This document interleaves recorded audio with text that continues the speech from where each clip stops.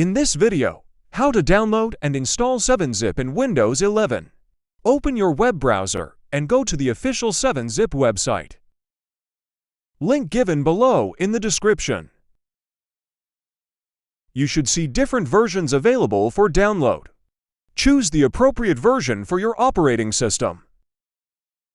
Click on the download link for the version you need.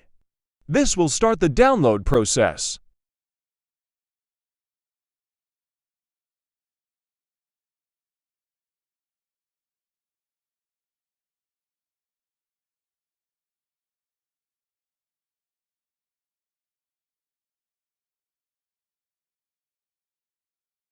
After the download is complete, open folder. Double-click the downloaded file to run the installer. Click OK. Follow the installation wizard's instructions. To install 7-Zip on your computer, you may need to accept the license agreement and choose the installation directory.